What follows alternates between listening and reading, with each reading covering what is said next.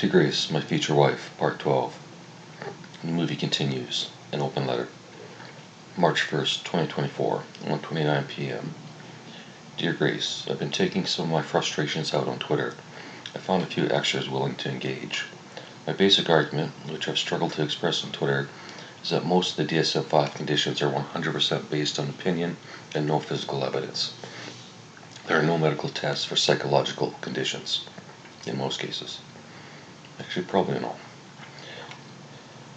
If you're in an accident that causes brain damage and you begin to act funny, it's not a condition listed in the DSM, it's a physical condition.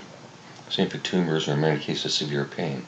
If a person is in pain and bitches and complains about their depression, does that depression leave with the pain? It does, which is why so many who are in severe pain are also addicted to one substance or the other to manage the pain and attempt to feel normal. I was tested for the top 20 conditions in DSM5 Grace. Every single test was a questionnaire, or several in my cases. There's no consistency to the questionnaires. Movie idea continued.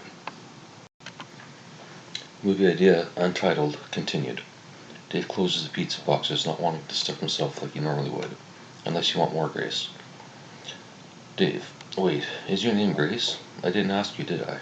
Grace, no, you didn't ask. And no, it's not Grace. Dave, it's Grace. Are you sure you want to know? Dave, why wouldn't I? Grace, for the story. Our story? Grace, yes. Give me a sec. Grace waits. Dave, do you prefer Grace or your real name? Grace, it makes no difference to me. Dave, is it in the letter? Grace, yes, last page. Dave, I'll look when I'm ready. Until then, I'm good with Grace if you are. Grace, I am. Dave, if we get married and I don't know your real name, is it a gimmick? Knowing I could have known it, but decided not to for the sake of the story? Grace, it doesn't matter, David. How about I block out my last name in the letter, then it's 50-50. Dave hands Grace the envelope. There's a pin in my hoodie pocket. Grace removes the letters and aggressively scribbles out her last name. She writes, I love you, David, under her name, and returns everything into the envelope. Grace, problem solved. Dave, what about our other problems, the next 7 days? Grace, we'll solve them one at a time. Dave, okay, are you real? Grace, do you want to touch more than my hand? Dave, no, not yet, sorry. Grace, we have all the time in the world. Grace, well, my parents are paying for 7 days, so in a sense. Dave, do you live with them? Grace, for the next 7 days or less, I live with you. Does anything else matter? Dave, no, just curious, but I guess it's in the letter. Grace smiling, it is. You catch on quick for a retard. Dave, thanks. Grace, what's next? I like solving problems. David/Dave. Dave, I don't have any clothes here. Grace, we can go to your place and pick what you need. Or we can go to the mall and buy a few things. Or you can give your keys to my parents and I'll retrieve your clothes and they'll retrieve your clothes from your place. Dave, of course you know where I live. Grace, ignoring Dave. Or there's probably a laundry machine in the hotel. Grace, or you can go nude/housecoat. Dave, I don't think so. Grace, not giving up. Some of my clothes might fit you. Dave finally smiles and looks completely at Grace, sitting one cushion away. Thongs? Grace, you need more than one? Dave and Grace laugh together for the first time. Dave, as much as I'd like to take you back to my house and show you off to my housemates, I'm not interested in trying to explain the handcuffs to any of them. Dave, nude sounds like fun, but I haven't manscaped in a year, and unless you have a Sasquatch fetish, I'll remain clothed. Dave, buying new clothes at the mall doesn't work. I only buy from the thrift store to save for money. Grace interrupts. And there, let's go there then. Dave, we still have the thong option. Any granny panties instead? Dave, just kidding. Their store is fun, but tomorrow, not today, okay? Grace, sounds good. Now what? Dave, are you antsy? Grace, a bit. Dave, you've been writing your half of the story, Grace? Grace, I have. Dave, more than the response letters meant? Grace, I have. Dave, do you write by hand or computer? Grace, computer, it's in my bag. Dave, do you want to write together for a while? Document what's gone on so far? Grace, well attached? Dave, of course, we have no choice. Sure, let's try. What are you going to do? Dave, I'll write by hand. Grace and Dave walk over to the bag. Dave grabs it, and they return to the couch. Grace sets up her laptop, and Dave grabs a notebook out of his backpack. They return to the couch. Grace, before we get comfortable, should we take a bathroom break? Dave, potty break? Like we're children, attached like this? Potty break? We're children attached like this. Grace, partners. Dave, fine. Sure, I can always pee. Dave and Grace sit on the couch. Dave's left hand rests on a pillow Grace placed there for him. The attachment doesn't slow Grace's typing. Dave notices and glances at the screen. He sees her words, he turns away. He'll wait till she's done. They wait for an hour before Dave's hand begins to ache. Dave, I'm done for a while. My hand hurts, but you're welcome to continue. Grace, I'm good. Hands sore from the break? Dave, not specifically. Just tired more than sore. Plus I know I have to transfer to the computer anyway. Grace, do you want to type?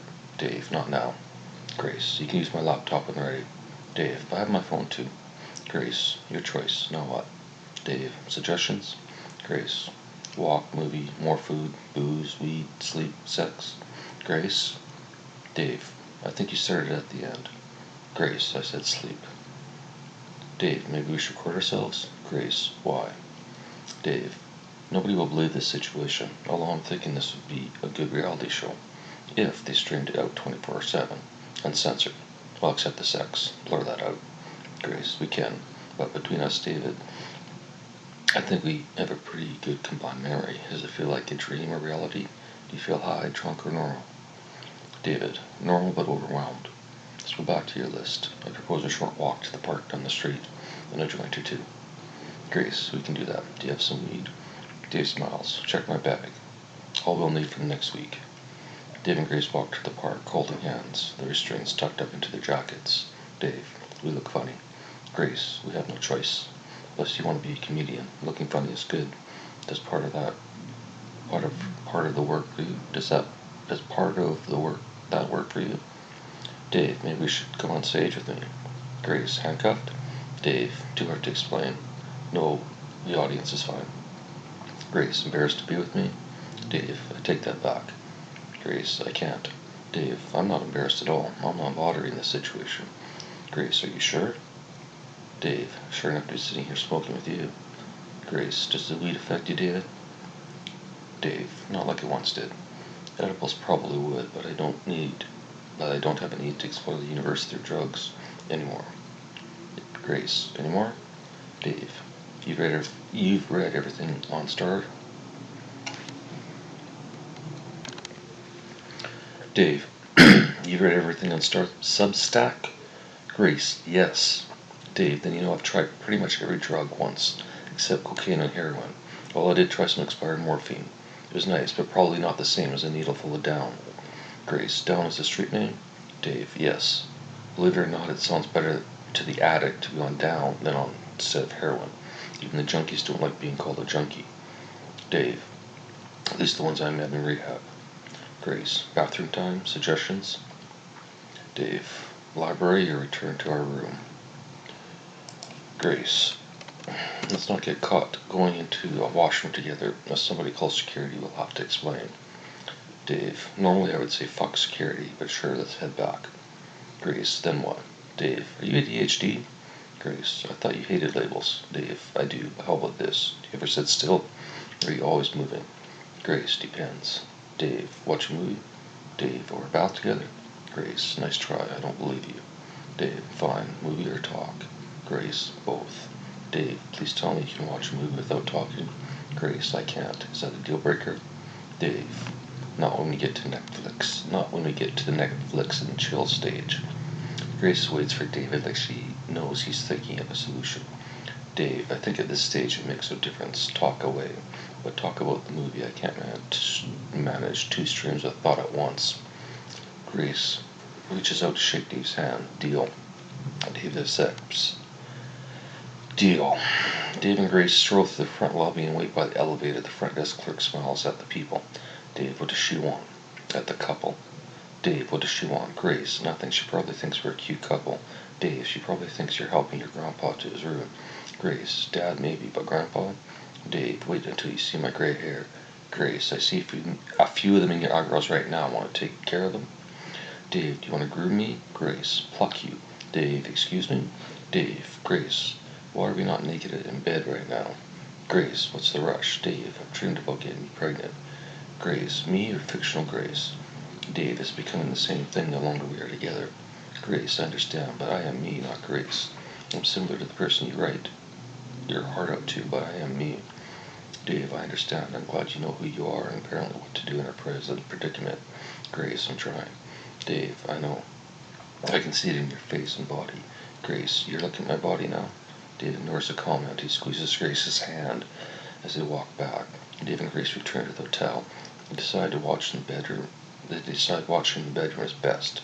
If one of them gets tired, they can fall asleep. Working together, they stock up anything they might need while watching and spread out in the bed on nightstands, everything within reach of at least one of them. Handcuffs force their side of the bed. After one last embarrassing urination session between them, they retire to bed. Dave, I'm okay with sleeping on top of the covers if you are. Dave, sorry, I mean after the movie. If we're tired, I'm okay with above the sheets. Grace, I get it. But if I go under the covers, so does your left arm. Dave, that's fine. Grace, visualize David. Grace, or Dave, how do you sleep? Back or slide? Back or side? Grace, both and stomach. My right hand will be all over the place, and your left hand will drag along if you understand what I'm saying.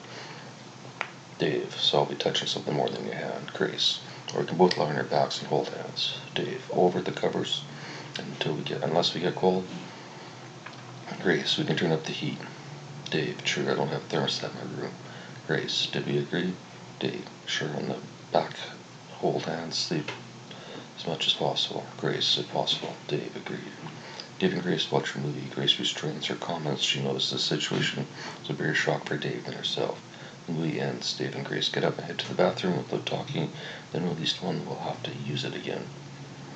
Dave, do you want to change your clothes for bed? Grace, no, I'm good. They turn off all the lights. The room is barely illuminated. They access the bed from the end and assume their position, lying on their backs, staring at the ceiling.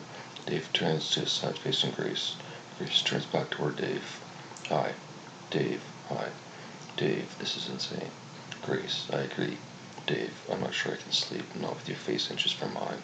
Grace, and Dave, end up confused, very confused. Grace, I'll wait. Dave, thank you. Eventually, Grace falls asleep. Dave manages to retrieve the letter from the nightstand without waking her and uses his cell phone to read the letter. He manages a few pages, begins to understand who Grace really is. He's tempted to look at the last page but waits. For now she's Grace. Nothing else matters. He shines a light to view the sleeping Grace. Her mouth is slightly open and she's drooling on her pillow. Dave knows that feeling. She's in deep sleep. Dave inserts earbuds, plays his music, falls half asleep for a few hours. Daylight wakes them both. End scene. On a side note, Grace, it's raining and now I'm going to get my feet wet all on the way home. I wore out a pair of runners in 3 months. I noticed the hole yesterday when it rained. I'll deal with it in a few days. I have winter boots until then. I own 2 pairs of shoes, Grace. How many are in your closet? What skeletons do you have in there besides shoes? I apologize for the stereotype, Grace. Unless it's true. No, I don't. It's your choice where you spend your money. February 5th, 2024, 11:35 a.m. Dear Grace, this is the third part of part 12. I've been fighting with people on Twitter. I'm sure a few of them were teenagers, but I'll take any fight I can find. I'm not a fist fighter, Grace. I grew up youngest in my family and was forced to use my words. I pick my words carefully, knowing they'd be torn apart letter by letter if I made a mistake. I still choose carefully, Grace, especially when talking to you. I hate labels and I'm slowly eliminating every single one of my words. They tend to pop up now, like having a built-in English teacher telling you not to use cliches because they are lazy. Lazy isn't a crime. What if you're overly efficient and from the viewpoint of the outside the world you look lazy? My viewpoint is I'm extremely efficient and in the scale of life I am. In the scale of theirs, in the scale of my life I am. In the scale of theirs, probably not. I understand their use of the word lazy, but is it accurate? Do I care? I'll give you a glimpse into my life, Grace. Do I sound lazy or efficient to you? Or would you call me something else? Anything but a label, please. Thanks. I'm sick of these fucking voiceovers.